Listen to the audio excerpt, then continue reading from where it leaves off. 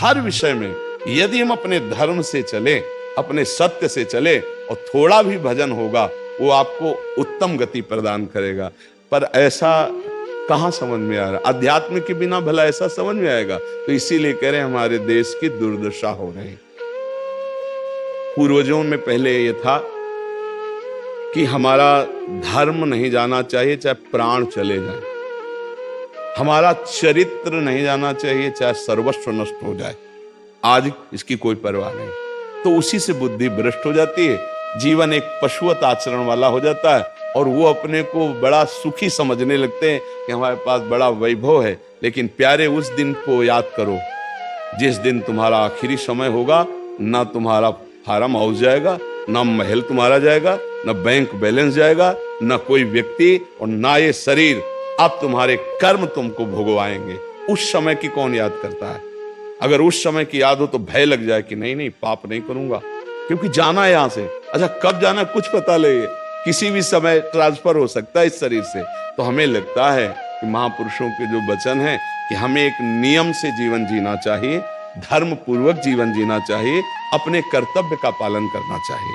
जो हमारे लिए कर्तव्य, आज प्रायः धन प्रधान बुद्धि होने के कारण कर्तव्य स्वाहा हो रहा है। एक विद्यालय में विद्यार्थी के लिए जो गुरु पद में बैठा है, उसका क्या कर्तव्य है? वो अपने कर्तव्य को भूला हुआ है।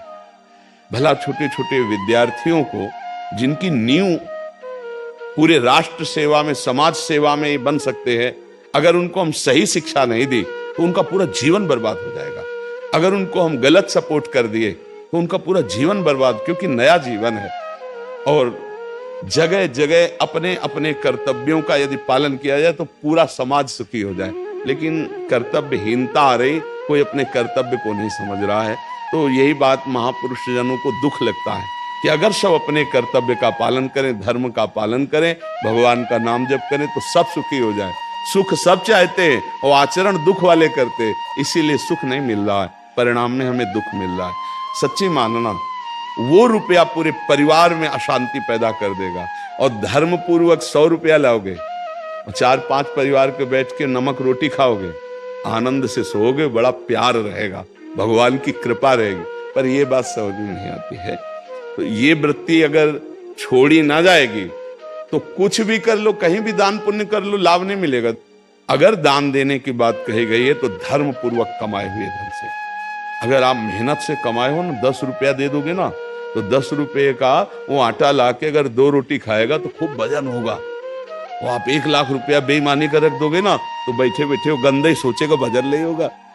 उसका गंदा सोचना और आपका गंदा करना, दोनों मिल करके, उसके कारण भी तो आप बने ना, तो आपका ही पतन हो जाएगा। उसको तो भगवान बचा लेंगे, क्योंकि भगवान की शरण में है। तो मुझे लगता है अधर्म के धन से कभी किसी को लाभ नहीं मिलता।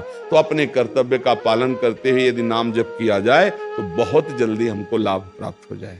बहुत सुंदर, मतलब ये चर्चा होती है, अगर आप लोग इसको धारण कर ले तो निहाल हो जाएंगे। सच्ची कह रहे, ये जो बातें हैं ये बहुत सुंदर जीवन को पुष्ट करने वाली हैं, पर आप धारण कर लें तो बात है।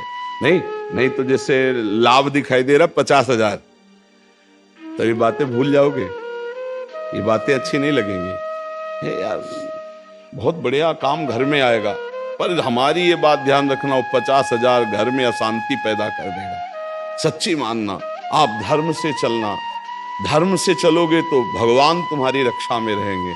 अधर्माचरण, देखो कैसी कैसी घटनाएं होती हैं। बढ़िया कार है, फिल्मी गाना लगाए चल रहे हैं, और वो एक्सीडेंट हुआ, आग लग गई, बाहर निकल नहीं पाए, वो अंदर ही जल गए। क्या हुआ? ये करोड़ों रुपए की कार भूंज दिया तुमको अंदर ही बैठा के, धू धू करके आग लग गई, अंदर जल।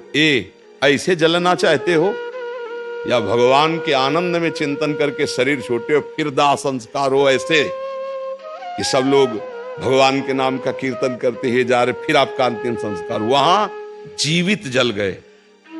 क्या हो सकता है? एक एक पल तुम्हारे कर्म का हिसाब होगा, एक एक सेकंड का।